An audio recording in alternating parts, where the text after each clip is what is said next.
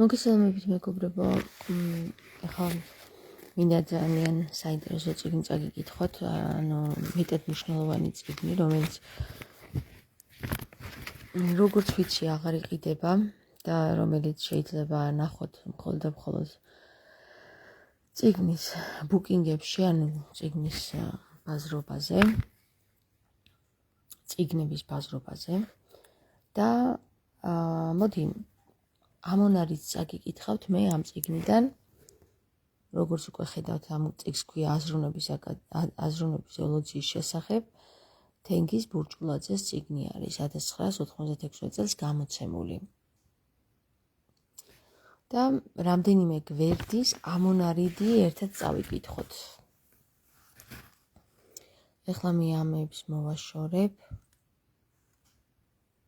ყდას და წინსარცს და დავიწყოთ კითხვა. ესე იგი 36 გვერდიდან დავიწყოთ მეგობრებო, ძალიან მნიშვნელოვანი რაღაცეები. ქრისტეს განსხეულებიდან მე-12 საუკუნეში საქართველოში იღვწოდა პავლეს სკოლები.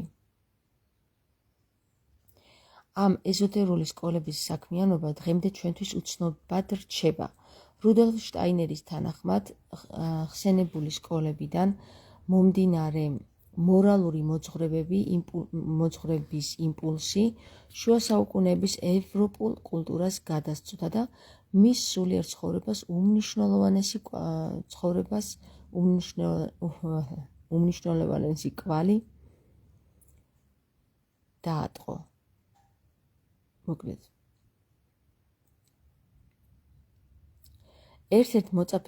ერთ-ერთ მოწაფე შავი ზღვის აღმოსავლეთ სანაპირო სკოლიდან შემდგომ ინკარნაციაში იყო ფრანცისკო ასიზელი.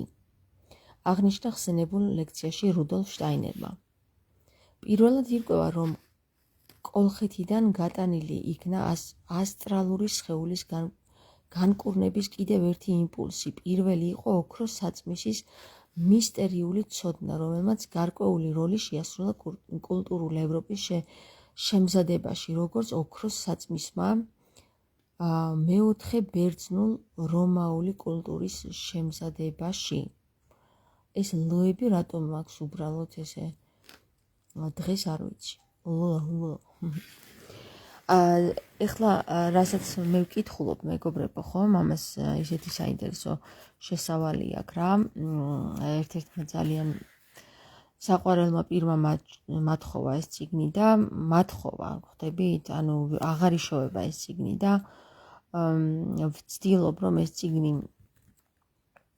გადავაკოპირო, დავასკრინშოტო და შემდეგ შეიძლება ინტერნეტშიც ავტვირთო, სადაც ძალიან მნიშვნელოვანი ინფორმაციები მოიპოვება და ალბათ მომისმენთ რაღაცნაირად. თქვენი უკვე იცით, რომ ჩემი ხმამაღალი კითხვა არც თუ ისე ძალიან სახარბიელოა, ლამაზი მოსასმენია, თუმცა მე ვცდილობ, რომ თქვენამდე მოვაწვდინო ეს ინფორმაციები რა და მოკლედ ერთად ვეცადოთ, რომ ლამაზად გამოგვივიდეს წაკითხვა, ხო? პირველად ირკვევა, რომ ეს ვნახეთ, ჩვენ უნდა გავარკვიოთ თუ როგორ იყო მოწყობილი ძველ დროში განათლების სისტემა, როგორ ასწავლიდნენ იმ ხანად სიბრძნეს, როგორ იყო მოწაფეების მიერ გავლილი ხელდასმის საფეხურები. ყველაფერი ეს თავმოყრილი იყო იმ ადგილებში, რომელსაც მისტერიების სკოლებს უწოდებდნენ. კაცობრიობის განვითარებაში მისტერიების აუცილებლობა მას შემდეგ გახდა საჭირო, როცა ადამიანი პირველი ცოდვის შემდეგ სულ უფრო და უფრო დაშორდა სულიერ სამყაროს. მაინც რომელ პერიოდს ემთხვევა იგი? იგი ემთხვევა ატლანტიდის პერიოდის დასასრულს. ატლანტიდის პერიოდში გვხვდება ორაკულები, ხოლო ატლანტიდის შემდგომ კულტურულ ეპოქაში მისტერიებში ინიციაციით, ხელდასმის პედაგოგიკა უპირისპირდებოდა მოჭარბებულ რაციონალიზმს, როცა ადამიანი სულ უფრო და უფრო დიდ ინტერესს იჩენს ფიზიკური რეალობისადმი. დღეს როგორც ვიბრძვით მატერიისადმი რა. ჩვენ ვეცდებით ფართო პლანით ვისაუბროთ რელიგიური იდეის განვითარების შესახებ. რელიგია ნიშნავს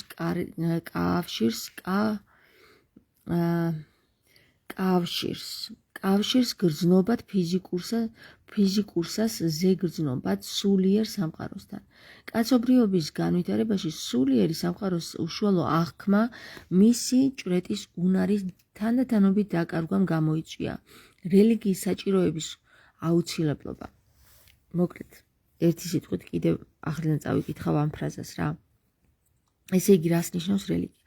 რელიგია ნიშნავს კავშირს გრძნობად ფიზიკურსას ზეგრძნობად სამყაროსთან, ანუ სულიერ სამყაროსთან. კაცობრიობის განვითარებაში სულიერი, ერთი წუთით გადავალ, თქვენც რო დაინახოთ.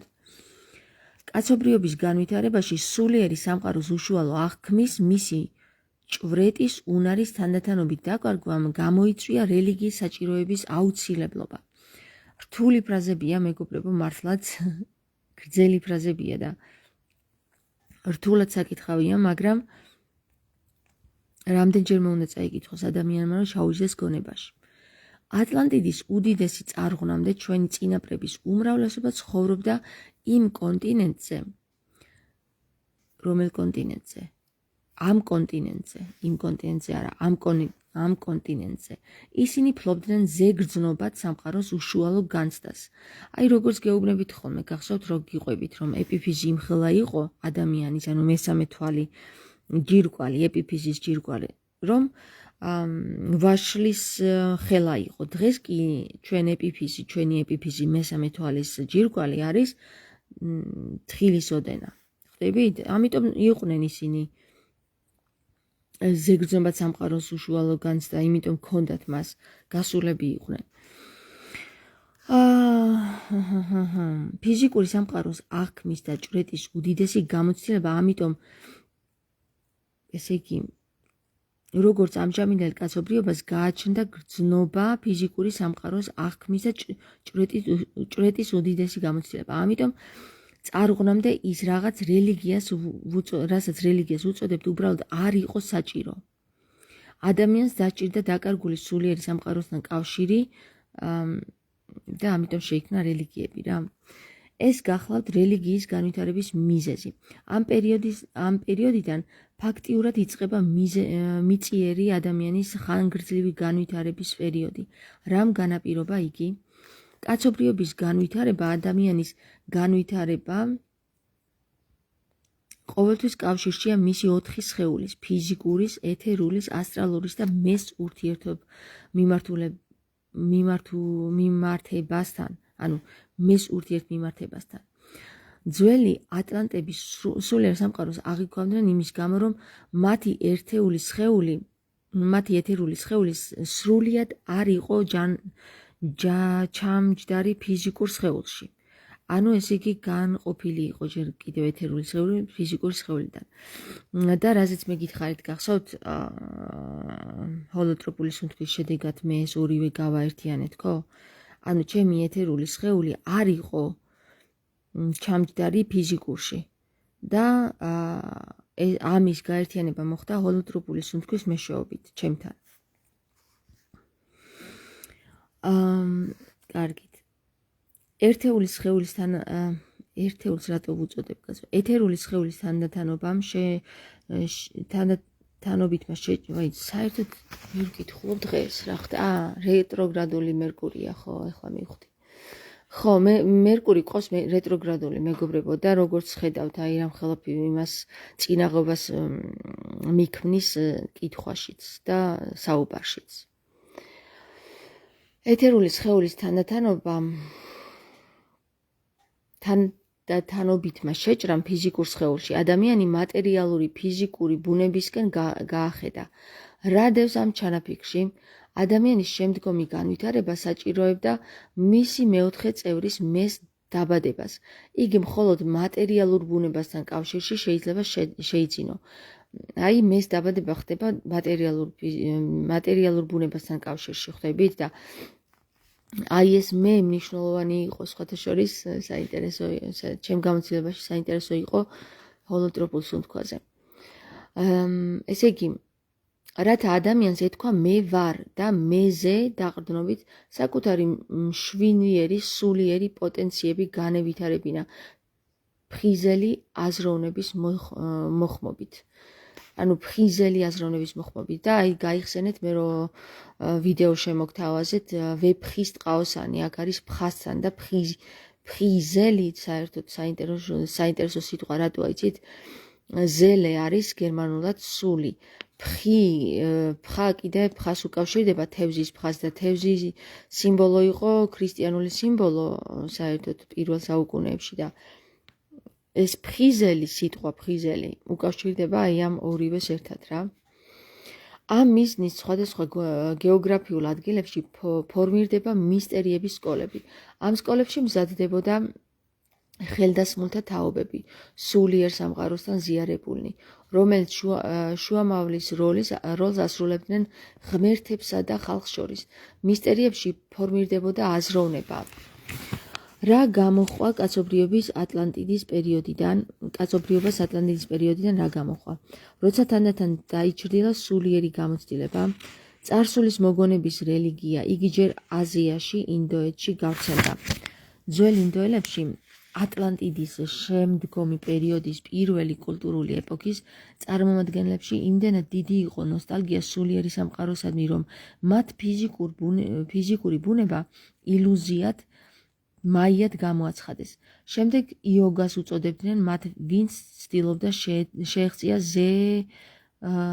მოცედეთ ერთ წუთს გადავიდეთ. აქ თქვენ შეგიძლიათ წაიკითხოთ. ცდილობდა შეეღწია ზეგრძნობად სამყაროში. რელიგიური სისტემებიდან ბრაჰმანიზმს უმნიშვნელოვანესი ადგილი ეჭირა რომის ბოლო გამოძახილს. უკაცრავად დღეს საერთოდ ვერ ვკითხულობ. ესე იგი, რელიგიური სისტემებიდან ბრაჰმიზმს უნიშნელოვანესი ადგილი ეჭირა, რომლის ბოლო გამოძახილს ხვდებით ვედანტას ფილოსოფიაში. მეორე სპარსული კულტურული ეპოქიდან ზარადუსტრას დროიდან კაცობრიობას შემორჩა ზენდ ავესტას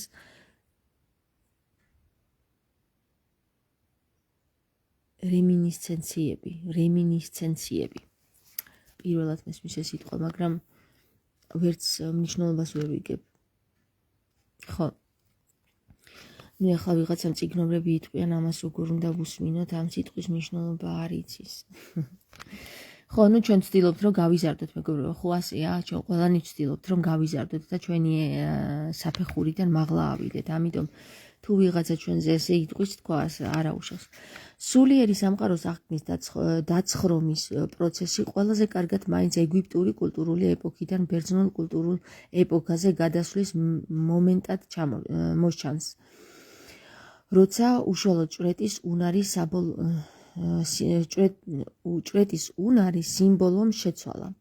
ეგვიპტური პირამიდა ან თუნდაც სფინქსი, უკაცრავად აქაც გადავა.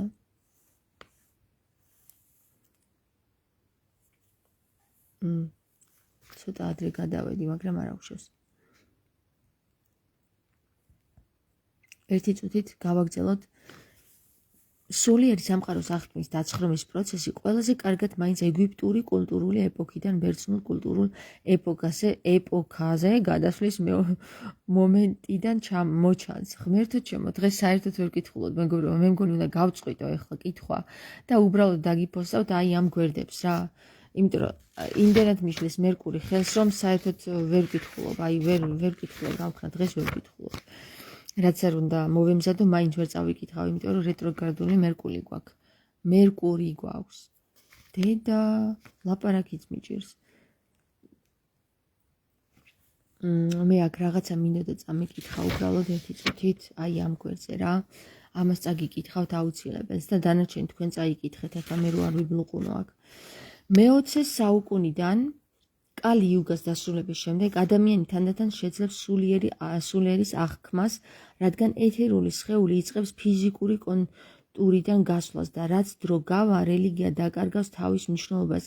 აღარ იქნება რელიგიები, ეზოთერული სპირიტუალური ქრისტიანობა კი დარჩება, რადგან ქრისტემ საკუთარი არსება გოლგოთის შემდეგ დედამიწის განვითარებას დაუკავშირა. ის ფაქტი, რომ ისტორიაში ქრისტიანობა შემოვიდა როგორც რელიგია, გაცნობიერებული იყო იგივე კაცობრიობის განვითარების იმჟამინდელი საფეხურით, მაგრამ ქრისტიანობა როგორც სწავლება გაცილებით მეტია ყველა რელიგიაზე. იგი დაიწყო როგორც რელიგია, მაგრამ გაცილებით მეტია ყველა რელიგიაზე. ანუ ეს მინდოდა წამეკითხა რა და ამის შესავალი რომ გაგიკეთეთ, ხო? ანუ ხედავთ რომ ვერ წავიკითხე საერთოდ, იმიტომ რომ რაც მინდოდა მე თქვენთვის წამეკითხა, ის ნაწილი ახლა წაგიკითხეთ. მოდი ერთის გავაგრძელებ, ამასაც ჩავამთავრებ და მე თქვენ თვითონ წაიკითხეთ. დაუბრუნდეთ იმას, თუ როგორ იყო მოწყობილი სწავლება მისტერიებში. ქრისტიანობამდე ძველ ეგვიპტეში, ძველ ქალდეველებში, ძველ საბერძნეთში ადამიანები ასე ფიქრობდნენ, სამყარო, რომელიც განფენილია ჩვენს გარშემო, არ არის ჭეშმარიტი, რომ ჭეშმარიტია არსი უნდა ეძიო განსაკუთრებულ გზაზე და ეს განსაკუთრებული გზა, სულიერი, ზეგრძნობადი სამყაროს ცოდნა, მისი განცდა მათთვის იყო მისტერიები. მისტერიების სკოლებთან არსებობდა ხელდასმის ინიციაციის ინსტიტუტი, სადაც დაწესებული იყო ცოდნის შეძენა საფეხურებრივად, ცხადია, ეგზოტერულ ფიზიკურ საკითხთა შესწავლის პარალელურად. მათ ვისი დახმარებით და კონტროლითაც ხორციელდებოდა წვრთნის პროცესი,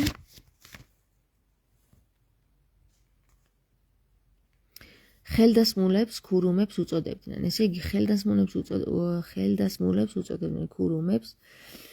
ისინი ამზადებდნენ ხელდასმულთა ახალ თაობას. მათი უპირველესი საზრუნავი იყო არსთა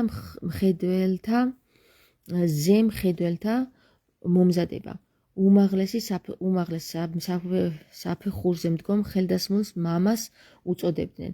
ვინც, აი საიდან მოდის სიტყვა მამა თურმე რა. ვინც მოწაფეობის გზას გადიოდა შვილებს, ანუ ბავშვებს. ახლა მითრას, მისტერიებს მაგალითზე განვიხილოთ ხელდასმის 7 საფეხურიანი ზესლა. მეგობრებო, აი ესე ჩამოყალიბდა სკოლები და აი ამ სკოლების მასწავლებლები მამა იყო, შემდეგ შვილებს უწოდებდნენ და როგორც რელიგიაში დღეს, როგორც არის მორჩილები, არიან მღვდლები, არიან მეუფეები და ასე შემდეგ. ერთი და იგივე სისტემა აბსოლუტურად, რომელიც ქრისტეს არ ქონდა, მეგობრებო რა, არ ქონდა, ანუ არქონტები ვინები იყვნენ, საინტერესო არქონტებზე რო არის საუბარი გნოსტიკურ სახარებაში, არქონტები. ეხლა ნახეთ, რა მინდა გითხრათ რა. მე პირადად ამ ხელდასმულობას და ამ იერარქიებს აბსოლუტურად არ ვაღიარებ რა. იმიტომ არ ვაღიარებ, რომ ერთადერთი მამა არის ჩვენი წინამძღვარი და ჩვენი მოძღვარი არის ქრისტე. მე ვაღიარებ მხოლოდ ამას რა. და ჩვენ მისი შვილები ვართ, თუ მისი წიწილები ვართ, ხო? ანუ მაგას მნიშვნელობა არ აქვს. მიზანი არის ერთი რა. ქრისტიანი ვისაც ქვია, ის არის უკვე ქრისტეს შვილად კი არ არის წოდებული. ის არის ქრისტეს ძმად წოდებული და გეტყვით რატო?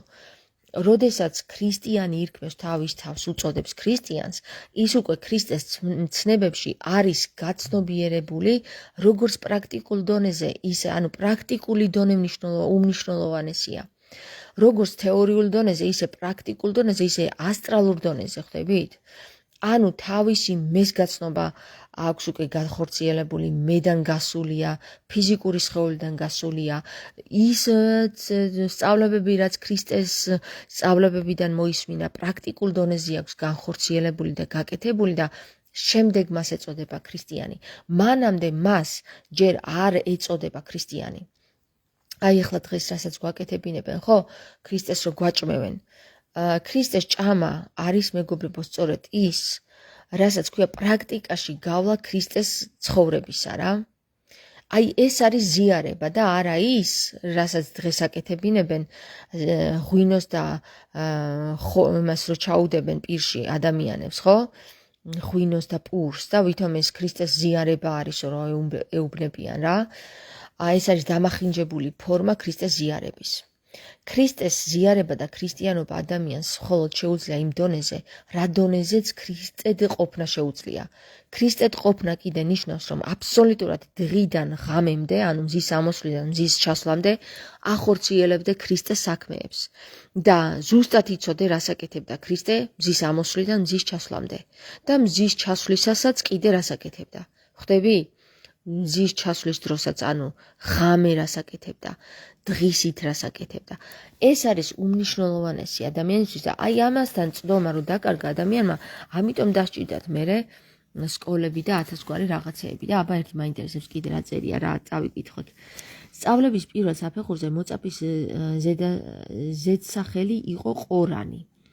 რა ევალებოდა ყორანს? იგი უპირველეს ყოვლისა იყო შუამავალი გარე სამყაროსა და მისტერიებს შორის, რომელსაც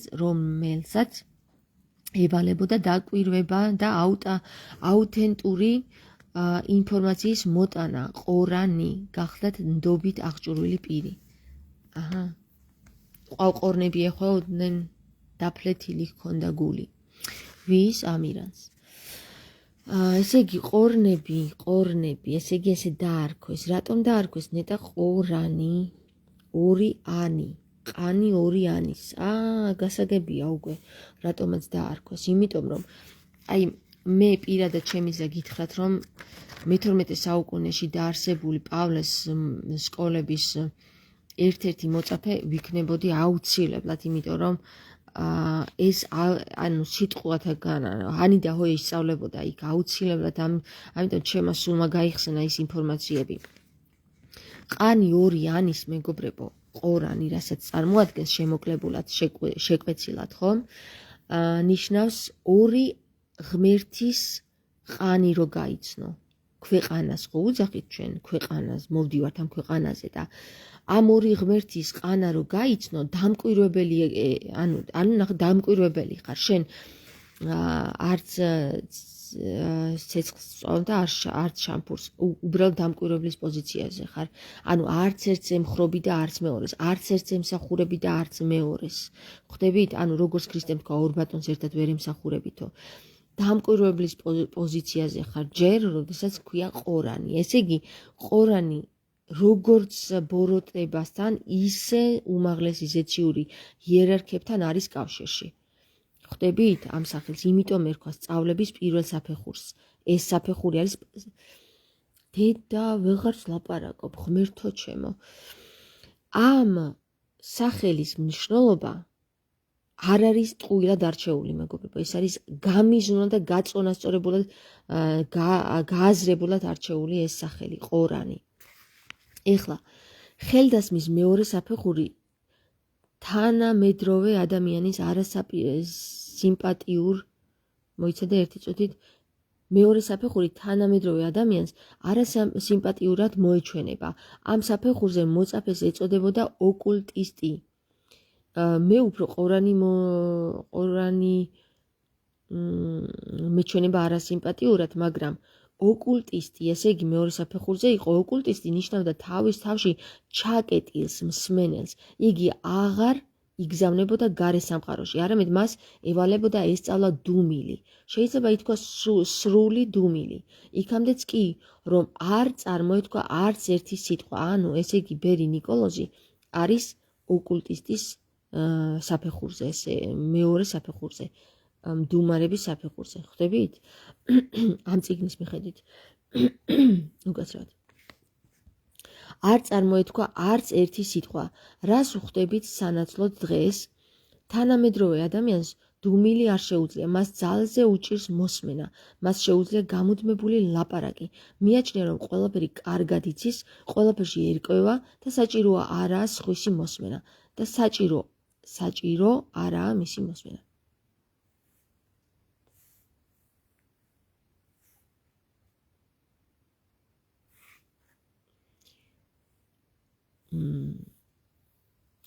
ანუ მე ახლა რას ვფიქრობ, იცით მეგობრებო? დუმილის პოზიციაზე, ანუ ვეფხისტყაოსანშიც არის ჩანს იქ, რომ უმაღლესი საფეხური რა არის? დუმილის პოზიცია რა და ანუ ნახეს უცხო მოყმე ვინმე და მტირალი წყლისა პირსა ეს დაჭრილი ტიპი რომელიც ტირს არავისთან სიტყვის თქმა არ უნდა და მაინც ეძალება ეს ხალხი რომ მითხარი ვინახარ ანუ დუმილის მეორე ოკულტისტის პოზიციაზეა როგორც ჩანს ტარიელი რა ხო და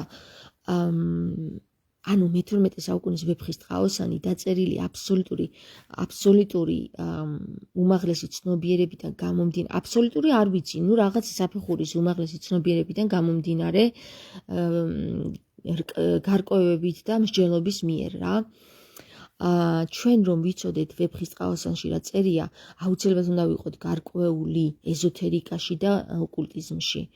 ხვდებით, ანუ ხომ ხვდებით, ეს წიგნი ძალიან საინტერესო წიგნი არის, მადლობას ვუხდი მე იმ ადამიანს, ვინც ეს წიგნი მომცა, არ მინდა სახელი და გვარი გავაჟღერო, ზოგს არ ეხამუშება, ზოგს კი არა ძალიან ბევრს.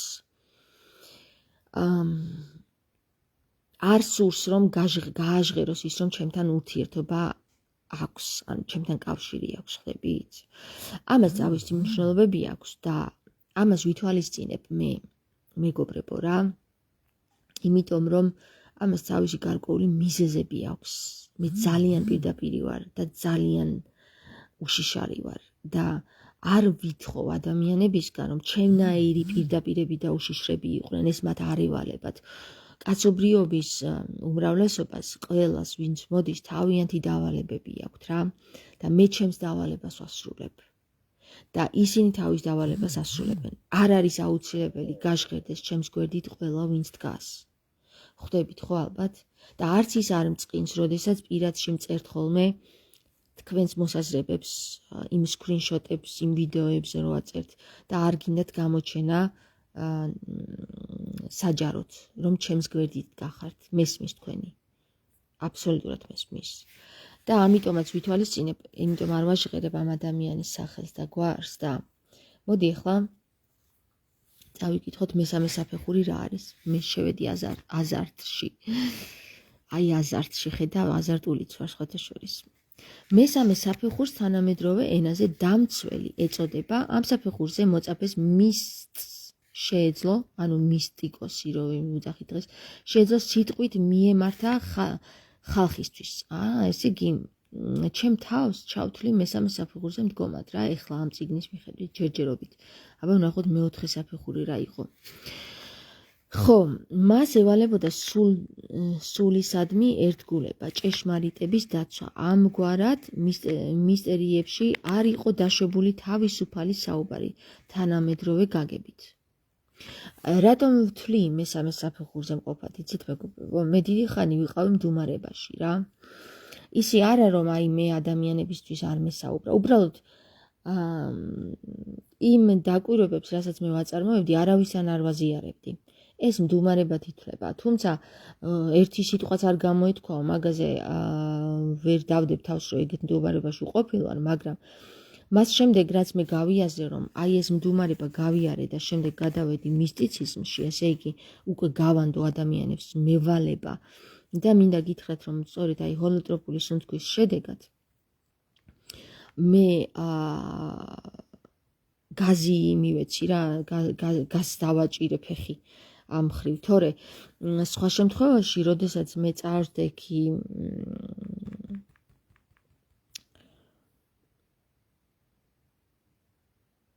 ერთ-ერთი ადამიანის წინაშე, რომელმაც მითხრა, რომ მე მევალება ვისაუბრო ადამიანებთან, ხო? მევალება. ჩემი ბეჭდის მიხედვით, ნუ ბეჭედი იცით უკვე ვისაუბრეთ ამ ბეჭედზე, რომ დაბადების მომენტში გესმება ბეჭედი, ეს არის შენი ნატალური რუკა და აი ამ ბეჭდის მიხედვით მე მევალება ადამიანებს ვესაუბრო და გავანდო ის, რაც მე მოვიპოვე უკვე ხილულად, ანუ ხილი რაც მომეცა, ის გავანდო ადამიანებს, აქ უკვე დავიწყე საუბარი და შემდეგ ამ ეტაპის მერე მე გავიარე კიდევ ერთი ოსტატური გზა, რომელსაც ეწოდება ჰოლოტროპული სუნთქვა, მე დავარქვი ესე თორე ისინი ვინც ჰოლოტროპულ სუნთქვებს ატარებენ, ამას არ უწოდებენ ესე ოსტატურ გზას, ისინი სხვა რაღაცას უწოდებენ, მაგრამ მე ჩემი გამოცდილებიდან დავარქვი, რომ ეს იყო ერთ-ერთი ჩემი ოსტატური გამოცდილება, რომლის მიხედვითაც მე გამიხსნეს მეხუთე ჩაკრა. და მეხუთე ჩაქრის გახსნის შედეგად უკვე გამოვიტანე ყველა ის დაფარული, რასაც მე ვერ ვამბობდი მანამდე. მეოთხე საფეხურზე მდგომი მოწაფე ატარებდა ლომის სახელს. ხედავ საიდან მოდის ეს ლომი და ლომის სიმბოლო. ასე ითარგმნება იგი ჩვენს ენაზე, მაგრამ უკეთესი იქნებოდა სფინქსი გვეწოდებინა. მოწაფე ნაბიჯ-ნაბიჯ მიისწრაფოდა ღვთაებრივი ცნობიერებისკენ. სფინქსის ლომი საფეხურზე მდგომი ხელდასმულის ხალხისადმი მიმართული სიტყვის უფრო ძნელად ექვემდებარებოდა გაგებას, ვიდრე დამცველისა, რომელიც განვითარების მესამე საფეხურზე იდგა. ესე იგი, უკვე სფინქსზე ქონდა ჩვენ საუბარი, მეგობრებო, გახსოვთ და ტყუილა არ ქონია საუბარი, მე ახლა ვკითხულობ ამას, რომ სავარაუდოდ სფინქსის საფეხურზე ვარ ასული. ეხლა მე ჩემსაც განდობდა თქვენი გამანდეთ რომელ საფეხურზე ხართ. შემდეგ მოდის მეხუთე საფეხური. ამ საფეხურზე მდგომი ხელდასმული მხოლოდ სულიდან გამომდინარე საუბრობდა. მათ იმ ხალხის სახელი ერქვათ, რომელსაც ისინი ეკუთვნოდნენ. მაგალითად, ინდოელი, სპარსი, ქართველი, ისრაეტელი, მოიცადეთ თქვენს წაგაკითხოთ. აი, აქ გადავედით. გავიხსენოთ ქრისტეს მიმართვა ნათანაელისადმი. ჭეშმარიტი ისრაელიტი ხელდასმის მეხუთე საფეხურზე მთლიანად იკარგება პირადი ინტერესები და წინ პლანზე გამოდის მთელი ხალხის ინტერესი. იგი თავისი ხალხის სულის მესაიდუმლოა, მისი დამცველი. ესე იგი გასაგებია ყველაფერი. ეხლა ჩემთვის გასაგებია ყველაფერი. ყველაფერი, მეგობრებო, ფერების მიხედვით. ეხლა წავიდეთ მეექვსე საფეხურზე გადავიდეთ. ხელდასმის მეექვსე საფეხურზე ადამიანს არ გააჩნია რაიმე მიწიერი თვალთახედვა. იგი ღაღადებდა არა იმას, რასაც აუწყებდა მეხუთე საფეხურზე მდგომ ხელდასმულს ხალხის მფარველი მთავარანგელოზი, არამედ რასაც აუწყებდა მზე, თვით მზის სული. ამიტომ მათ მზის ხედრებს, მზის ადამიანებს უწოდებდნენ. უწოდებდნენ და მზის სულის წარმომადგენლებს დედამიწაზე იყვნენ. წარმომადგენლები დედამიწაზე იყვნენ. მზე ვინ არის დედაო, ხო? ამიტომ მითხრეს მზე ვინ არის დედა ხარო? ესე იგი, მეგობრებო, მე ახლა გეტყვით, რომ პირდაპირ მაცნობე სიზმარში, რომ მე ვარ მზე ვინ არის დედა. აბა ბოლო საფეხური რა არის? ხელდასმის ბოლო საფეხური იყო მეშვიდე, ანუ მამის საფეხური. ამ საფეხურს მცირედნი თუ ეზიარნენ. ძველი აღთქმის წიგნებში აღწერილია ელია, წინასწარმეტყველის ხელდასმის ინიციაციის მეშვიდე საფეხური. ეხლა ეს თუ დამთხვევა არის, მეგობრებო, არ ვიცი რა ვთქვა რა. მე ეხლა არ ვიცი რა უნდა ვთქვა, იმიტომ რომ მე ეხლა შოქში ვარ, ეხლა რასაც ვკითხულობ ამას პირველად. და თქვენ ალბათ ნახეთ ჩემი ვიდეო, ალბათ არ დამიჯერებთ, მაგრამ მე გეუბნებით, რომ ესეა რა. ჩემი ვიდეო, როდესაც ავედი ელიას მთაზე. და იქ რა ვნახე, ხო? და ეხლა მეშვიდე საფეხურზე ვხედავთ, რომ ელია წინასწარმეტყველის ხელდასმის ინიციაციის მეშვიდე საფეხურიო. ანუ აზრზე თუ მოხვედით ეხლა თქვენ, რა გამატარა ღმერთმა რა? თქვენ თუ მიხვდით, მე მივხვდი.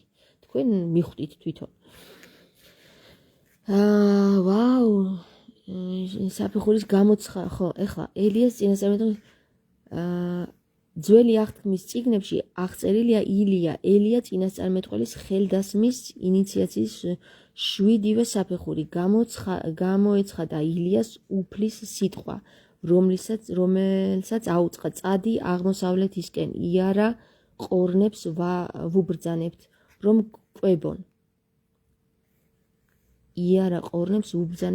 კვებონ. მესამე მეფეთა თავი, მე-17 თავი, მესამე მეოთხე მუხლები.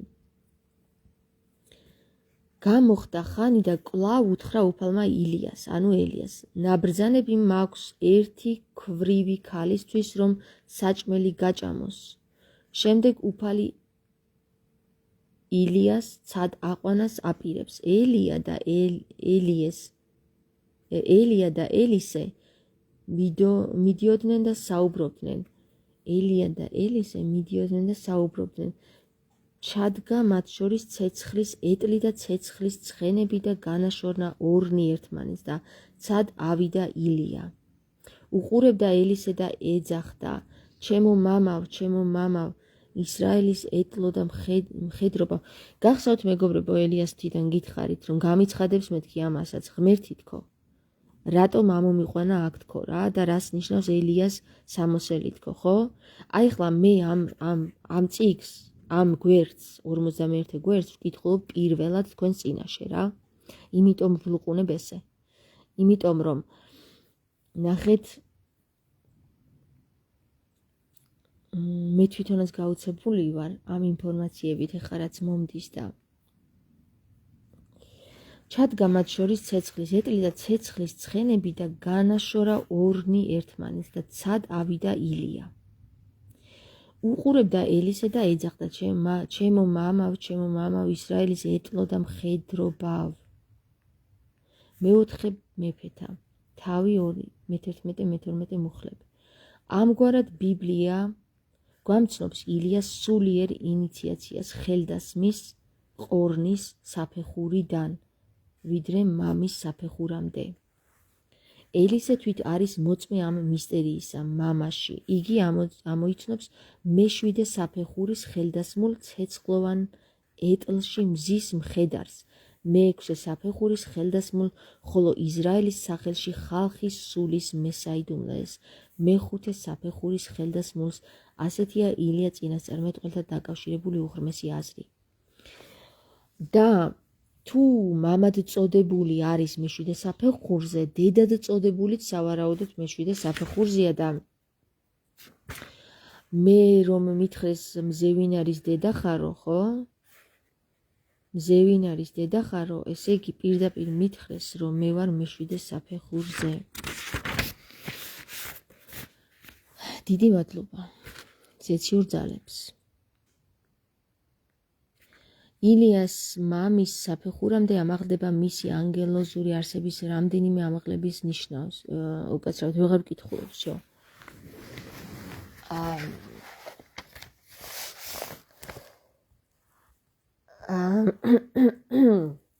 არ ვიცი რა გითხრათ, მაგრამ აი ამ წიგნმა მე მართლა გამაოცა რა. ანუ 7 მნათობს იმიტომ ეძახდნენ თამარს, რომ ის იყო იმიტომ დაარქვეს თამარს მეფე და არა დედოფალი და მე მინდა გითხრათ, რომ შეცდნენ, ძალიან შეცდნენ, იმიტომ რომ ჩემი სიზმრის თანახმად, ხომ, არსებობს არა მხოლოდ მამა, არსებობს ასევე დედაც, მეგობრებო რა. და თუ კი მე-7 საფეხურზე მამას შეუძლია ყოფნა, მამას ყოველთვის აყავს თავის გვერდში დედაც. ანუ რა არის ის მამა არ ქვია მას, თუ არ ყავს მას გვერდით დედა. ანუ მშობელი, ხო? მშობელი ვერ იქნება ის, მამა ვერ იქნება ის, თუ იგი არ გახდება რაღაცის მის გვერდში არ არის მდედრი. ანუ ხვდებით ხო რას გეუბნებით? მამა არ ქვია ადამიანს, რომელიც შვილს არ შობს, მას ქვია კაცი. თუ მას ეწოდება მამა, მას უნდა ყავდეს შვილი. და ეხლა ვიღაცა მეტყვის, რომ ქრისტეს არ ყავდა ცოლი. შეიძლება არც ყავდა ცოლი, იცით? იმიტომ რომ ქრისტე ჯერ არ იყო მზად მამობისთვის. ხვდებით? და სავარაუდოდ, როდესაც საუბარი არის მეორედ მოსვლაზე, რომ ის თავის სასძლო დახვდება მას, ალბათ სწორედ მაშინ ექნება ქორწილი ქრისტეს რა და მაშინ გახდება მამა. და როგორ გითხრათ, ახლა მე პირადად ამას ვერ ვიზიარებ. მე ვიზიარებ იმას, რომ ქრისტე იყო მამა. ქრისტე სყავდა თავის მეორე ნახევარი თავის გვერდით, ისევე როგორც მამას ყავს სულიწმინდა გვერდით, დედა. და ჩემი სიზმრის თანახმად, ხო, ანუ ჩემი სიზმარი არ ქვია მაგას. იმ ხილვის თანახმად, რომელზეც მითხრეს, რომ შენ ხარ მზევინარის დედა, ხო? ნიშნავს იმას, რომ მე-6 საფეხური არის მზე და მზის წარმომადგენლები, მზის წარმომადგენელი მსულები და თუ კი მე დედა ვარ მისი, ესე იგი, მე-7 საფეხურზე უნდა ვიდგე, თუ კი მზის წარმომადგენლის დედა ვარ, ხვდები? საინტერესოა, ძალიან საინტერესოა რა. და ამ წიგნის მეშვეობით ხელდასმულობაც მომენიჭა ზეციური ანგელოზთა დასის მიერ. ეხლა მე პირდაპირ გეუბნებით იმას, რასაც ვფიქრობ რა, ეს არის ჩემი შემეცნება ჩემი თავის. და ხმამაღლა ვსაუბრობ თქვენთან, რაც გინდა ის უწოდეთ რა. გინდა მიწოდეთ გიჟი, გინდა სალოში და გინდა ხიბლში მყოფი და გინდა შეპყრობილი. მე რასაც მაწვდიან ზეციდან იმას გაწვდით თქვენ. და საქციელებით განისჯებითო და რა საქციელებსაც ვაკეთებ ჩემი ცხოვრებიდან გამომდინარე რა.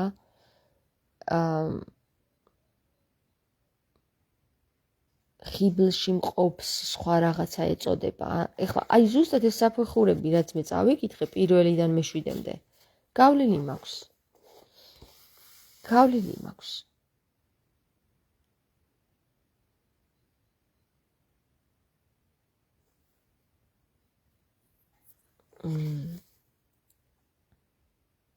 მოდი წავიკითხოთ, რაღაც გული მიგზნობს, რომ უნდა გავაგრძელო კითხვა.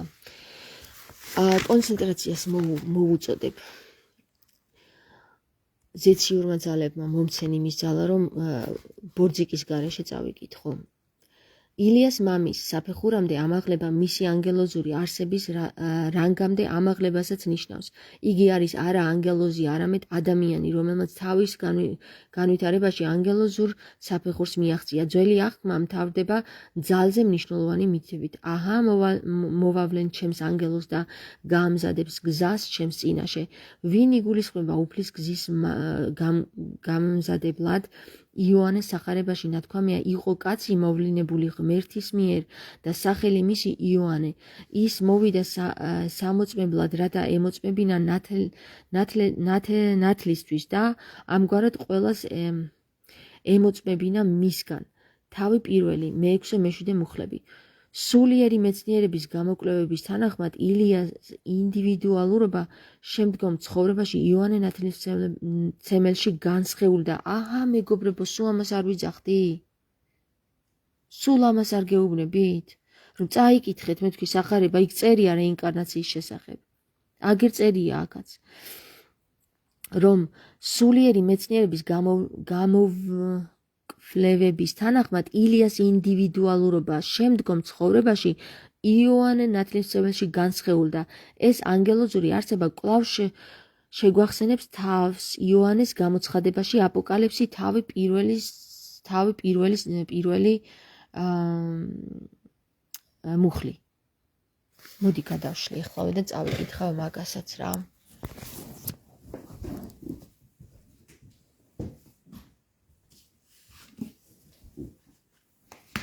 იოანეს გამოცხადებას ვეძებ ახლა მეგობრებო, იოანეს გამოცხადებაშიო, იოანეს გამოცხადება. ერთი წუთით მჭირდება სულ რაღაც, თქვენც მოძებნეთ რა, ბიბლია გექნებათ სახში და ჩემთან ერთად იოანეს გამოცხადება.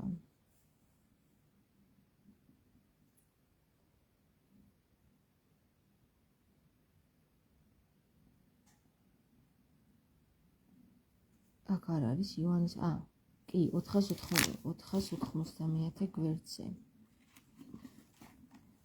490 გვერდზე.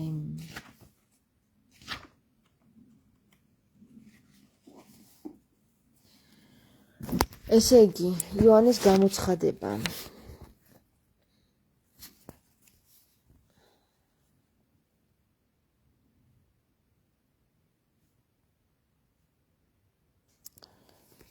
იესო ქრისტესი, რომელიც მისცა მისას ღმერთმა, რათა ეჩვენებინა თავისი მსახურთათვის, რაც უნდა მოხდეს მალე და აუწყა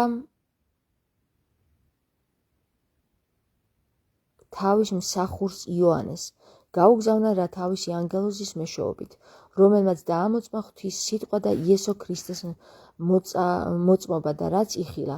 ნეტარია წამკითხველი და მომსმენი ამ საწინასწარმეტყველო სიტყვისა და მასში დაწერილი და დამცველი, რადგან ახლოა ჟამი. მოიცადე, ერთი წუთი ვერ გავიგე.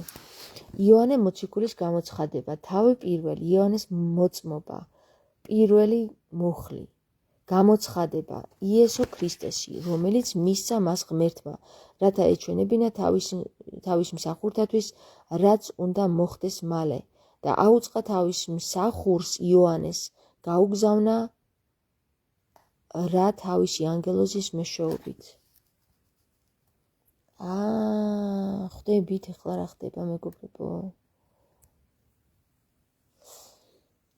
რაც უნდა მოხდეს მალე და აუწყა თავის მსახურს იოანეს, გაუგზავნა რა თავისი ანგელოზის მეშვეობით.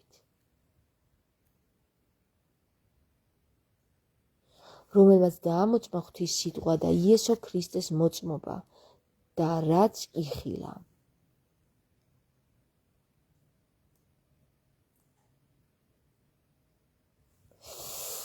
აჰა. 42 გვერდსაც დაგიპოსტავთ მეგობრებო, ხო? რომ თქვენს წაიკითხოთ რა წერია. საინტერესო რა არის, იცით მეგობრებო? საინტერესო ის არის, რომ ეს წიგნი მე სახლში და დაწყებული მქონდა კითხვა რა და რაღაცა გვერდზე გავჩერდი და გავიყინე, ვეღარ ვკითხულობდი, იმიტომ რომ ანუ შინაგანი ხმა მეუბნებოდა, რომ ეს არ ვიცი, ვეღარ ვკითხულობდი რა. რას მეუბნებოდა შინაგანი ხმა, ერთადერთს რომ ვეღარ ვკითხულობ. და აი ახლა დღეს მითხრა ხმამ, რომ ადექი და წაიკითხე ეს წიგნი. ხო და ავდექი და ვკითხულობ ამ წიგნს და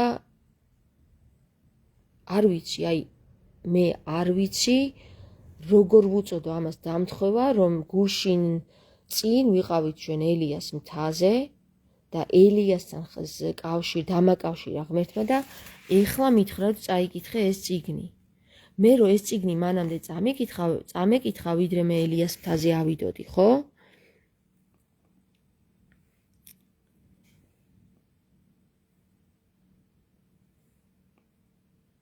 მე ვერ მიხვდებოდი ამდენ ამას, რასაც ეხლა მივხვდი.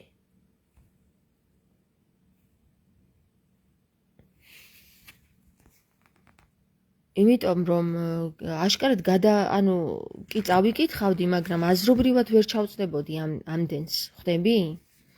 ანუ პრაქტიკა გამატარა ჯერ და შემდეგ თეორია მომაწოდა. მე საერთოდ ჩემი ცხოვრებიდან გამომდინარე ჯერ პრაქტიკას გავდივარ და მერე თეორიას მაწვდიან. ესე ხდება რატომღაც ჩემთან რა. მე-7 საფეხური, ანუ 7-ცა იალდაბაოთისა, იესო მერვე ცაზე აიყვანა სოფიამ, ასევე ცაბაოთი აიყვანა მერვე ცაზე სოფიამ. შეიძლება ცაბაოთი და იესო ერთი და იგივე იყო, ისტორიები გავს. მაგრამ მე მითხრეს, რომ მე-9 ცაზე ვარ, მაგრამ საინტერესო რა არის, იცი? მე-7 ცაზე მყოფი როგორ ჩანს არის მამის საფეხური. მერვე ცაზე მყოფი არის მერვე დღეში ყოფნა. მერვე ცაზე მყოფი არის მერვე ცაზე მყოფი რა არისო, რა ვთქვი? ვიდეო მაქვს მე მაგაზე ჩაწერილი. იოტადან გასვლა არის მერვე ცაზე.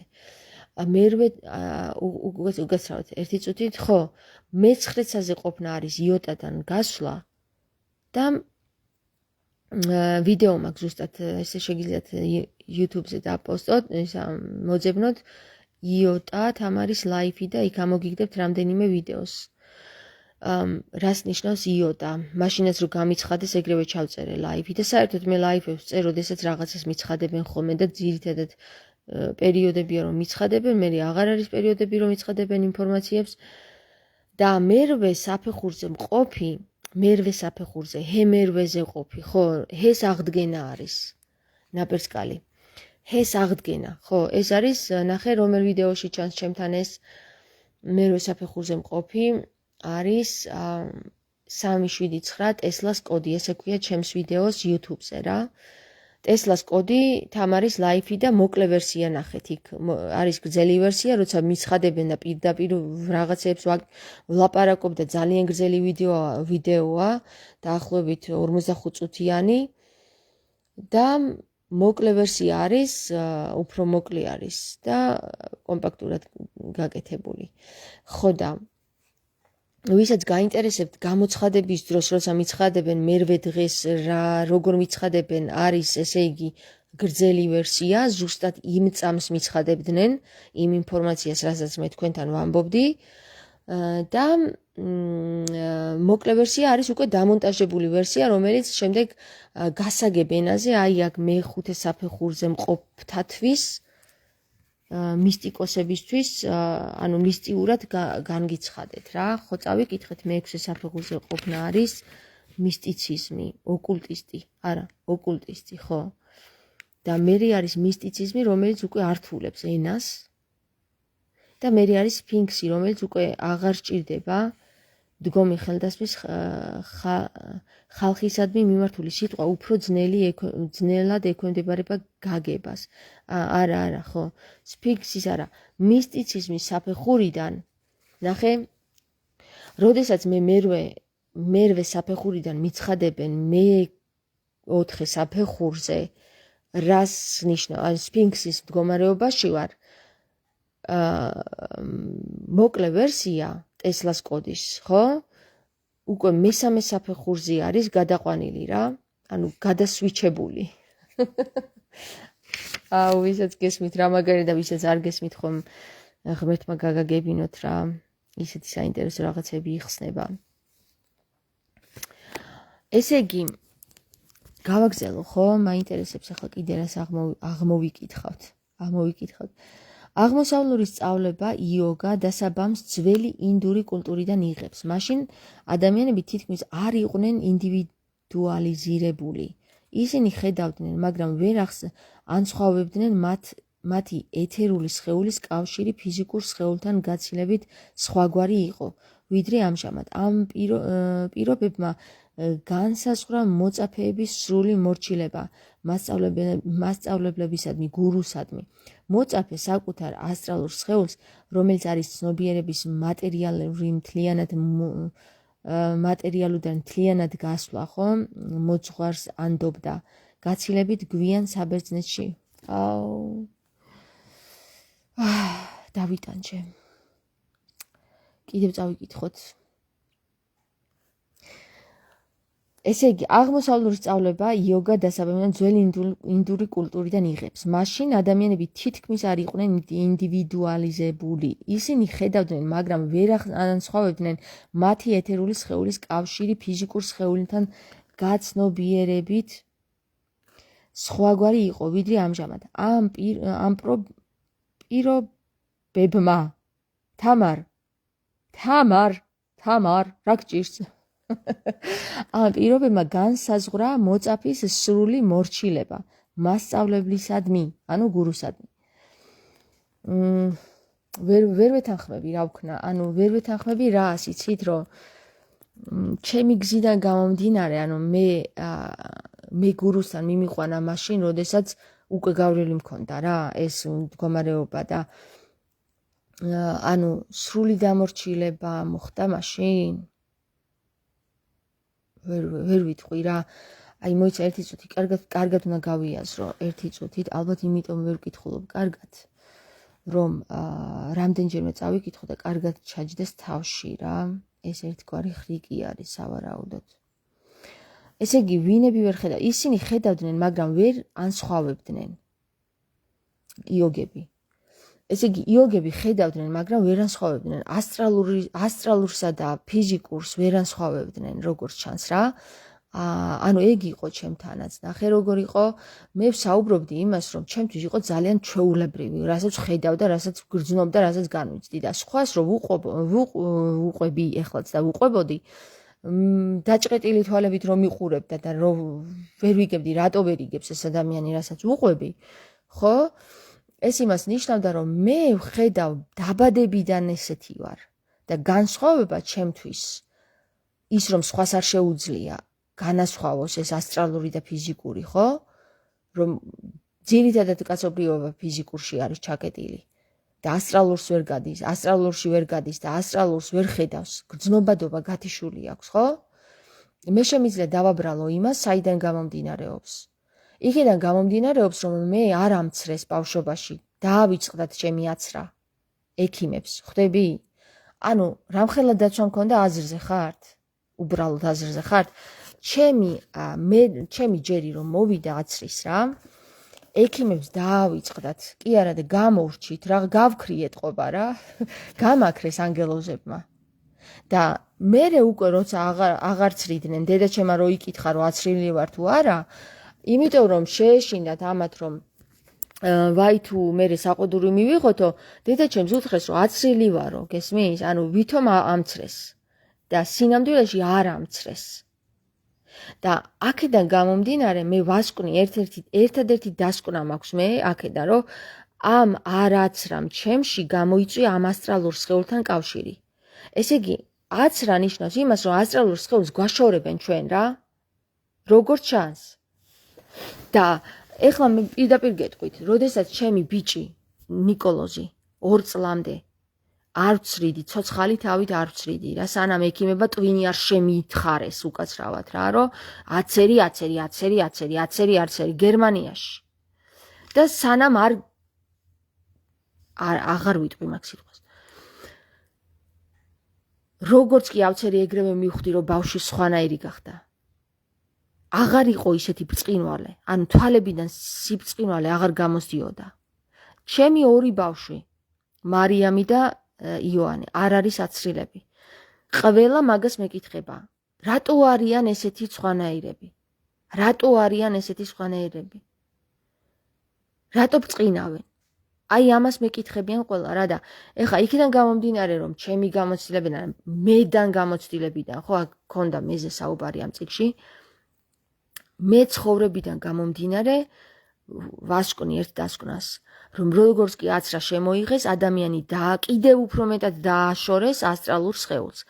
ამიტომ დაჭყეტილი თვალებით მიყურებს 99% კაცობრიობის, ვინც ვერ გამოვიდა აცრების ზეგავლენის ქვეშიდან რა.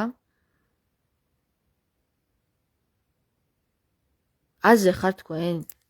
მოდი გამოვაჩენ შემსახელს რა იყოს ვიყო გაწეწილი.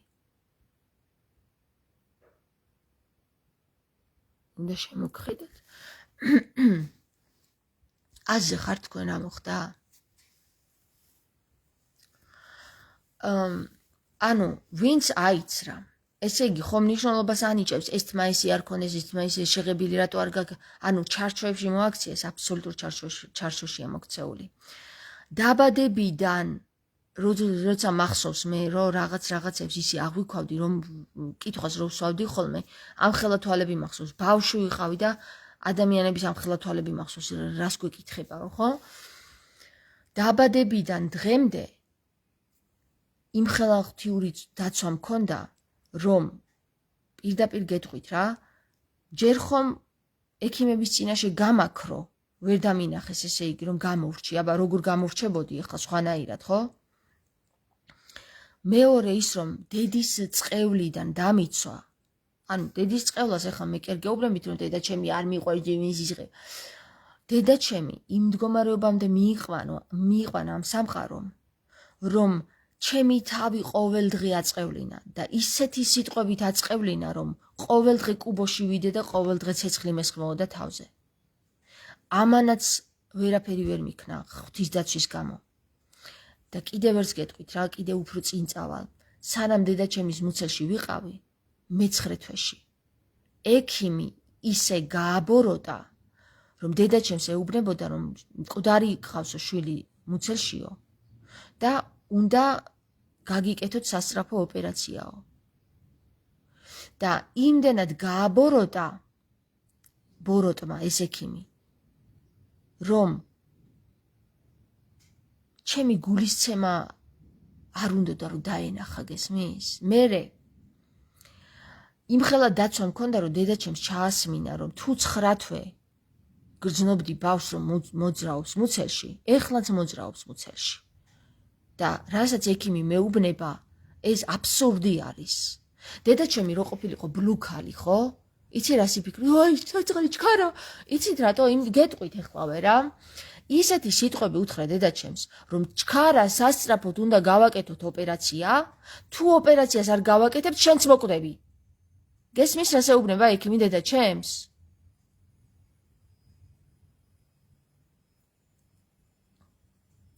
და დედა ჩემი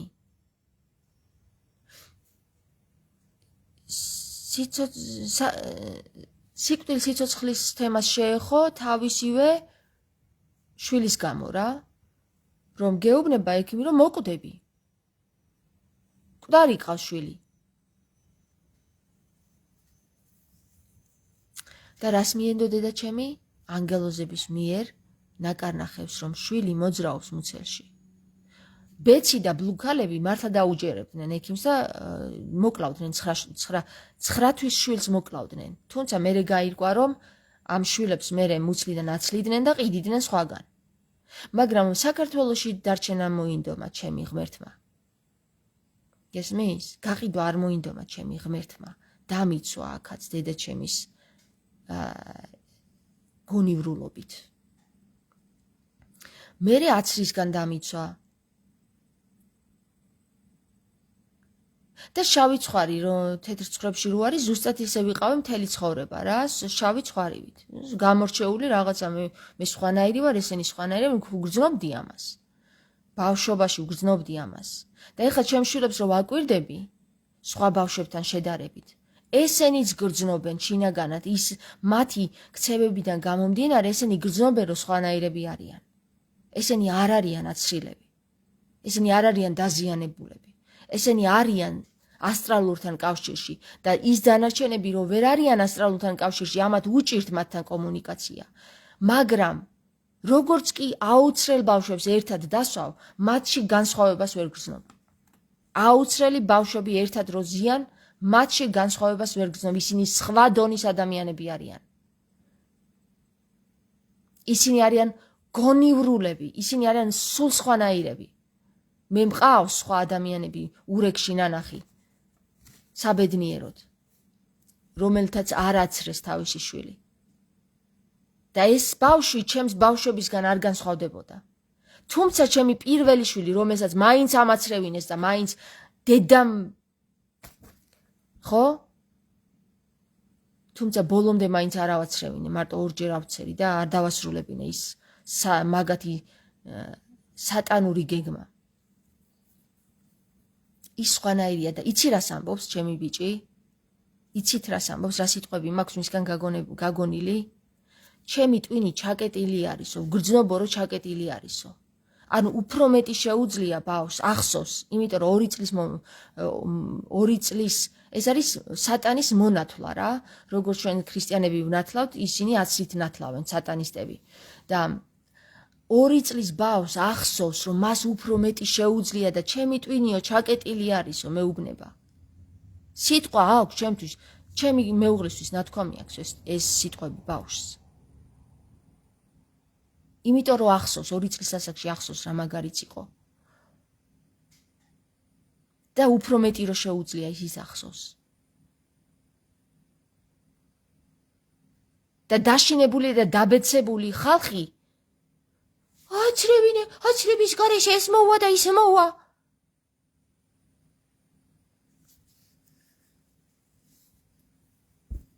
ღმერთი ისთვის გვყავს. თუ რწმენა გაქვს, აცრის აღარ გეჯერება, უბრალოდ აცრაზე აღარ იქნები დამოკიდებული რა. აცრის რწმენა დაგეკარგება. იმიტომ რომ თუ რწმენა გაქვს, იტყვი ერთს რომ ღმერთი არის ჩემს შვილებთან. ღმერთი იცავს ჩემს შვილებს. აცრაზე უფრო მაგრად. აუ, ამაზე ძალიან უბრაზდები ხოლმე რა მეგობრებო, რა ამ თემებზე ძალიან უბრაზდები, იმიტომ რომ ამ ხელას შესაძლებლობებს გვაკარგვინებენ რა. იმ ხელას შესაძლებლობებს გვაკარგვინებენ, რომ თქვენ ვერ წარმოიდგენთ. 27 წლის ასაკში მე რო ამცრეს, განმეორებითი აცრე ჩაგიტაროთ. იმის მერე დამეწყო ავადმყოფობები, რომელსაც ვებრძოდი მერე ჩიყვი, რაღაცა, ის და საბოლოო ჯამში ისევ მე განვიკურნა ჩემი თავი. ისევ მე. თორე ექიმებმა ამცრეს და დამაზიანეს. გესმით?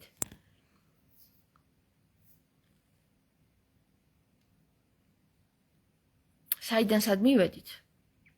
მაგრამ ანთროპოსოფიამ თუ წაიკითხავთ თქვენ შტაინერის მოწოდებას ძალიან მაგრად ახლოს იყო ქრისტესთან. რა ყველა თუ კი ვინმე დაბადებულა დღემდე ქრისტესთან მიახლოვებული მამაკაცი, ხო?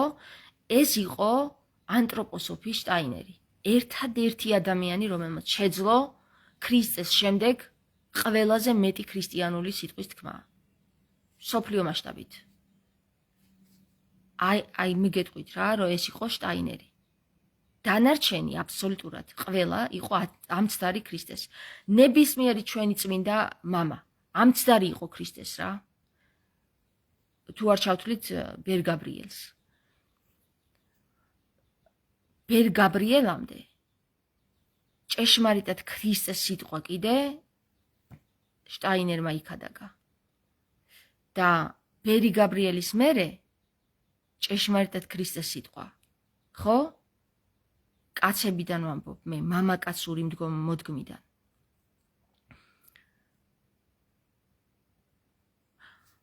ვინც ქადაგებდა, იმას ის მდუმარებაშია დღეს. ჭეშმარიტად ქრისტეს სიტყვას ვინც ქადაგებდა. ბერი გაბრიელის მერე, ის მდუმარებაშია დღეს. ხო და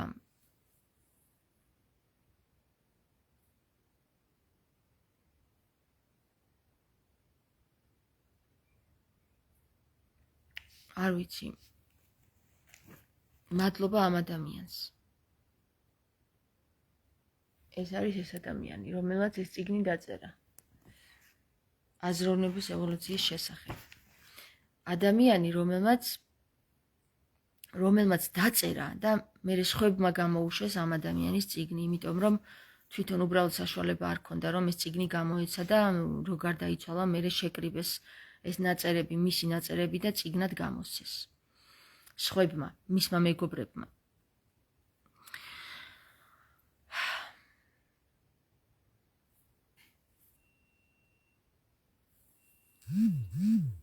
მადლობა ყველას მოსმენისთვის, ეხლა დავიღალე ძალიან უნდა წავიდე. გისურვებთ საუკეთესო დღეს.